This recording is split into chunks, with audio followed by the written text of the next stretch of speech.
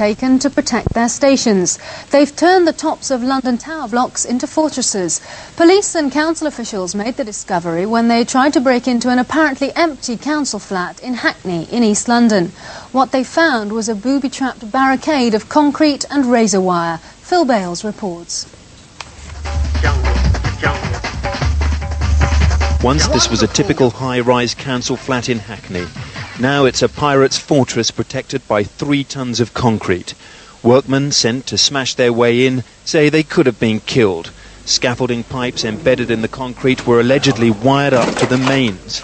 It's claimed glass vials containing ammonia and CS gas were embedded in the wall, waiting for the workmen to strike.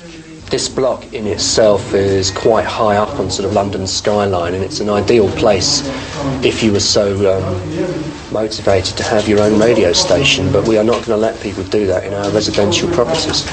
Barbed wire fortifications sit incongruously on the roof of the block, the radio flat just below. Extraordinarily, the fence isn't there to keep the police and illegal radio inspectors out. It's the way the pirates get in. They abseil in. Hanging perilously from a rope, the youngsters behind this craze swing their way into the top window. It's exceedingly dangerous in the first instance because if they fall, they'll die. But that, of course, will be a matter for those people who are determined to illegally use the airwaves. Police are cautious about claims that there's big drugs money behind a network of similar stations across London, aimed at advertising drugs parties. But what is the motive? The council's put in fortifications of its own to secure the empty flats. But the abseiling pirates risk everything to get in. They say the stations make small amounts and it's all harmless fun. They're saying in the newspaper that we earn 50 grand, 100 grand and all that rubbish there, right? They're blowing it all up, you know what I mean? That's nothing. You could never earn that much money out of pirate radio. I don't care what station you run.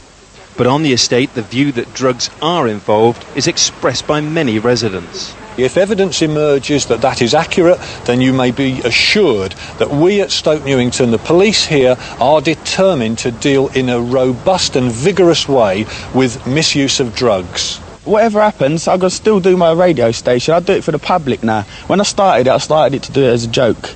But now it's just a thing where it's gone beyond the joke now. Like, I've got so much listeners. It's the biggest pirate radio station in London. And you're going to stay on air? Of course, sir. It may not turn out to be harmless fun for passengers on a fully laden jet. The pirates' broadcasts can interfere with Heathrow Airport transmissions and could conceivably cause a crash.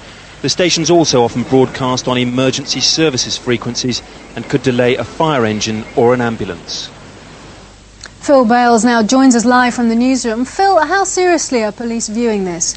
Well, you have to take it very seriously, not only from the point of view of possible loss of life, if it's as innocent as that, because there are stories around that estate that these people actually climb up the side of the blocks of flats without any ropes or any means of support, and quite clearly they could, as the policeman said, fall to their deaths. But quite apart from that, there are unsubstantiated reports that there is quite big money behind this, that some of the parties and raves that are advertised on it do sell drugs, and that drugs dealers are prepared to pay quite a lot of money to get their adverts on these commercial radio stations. So the threat is being taken very seriously.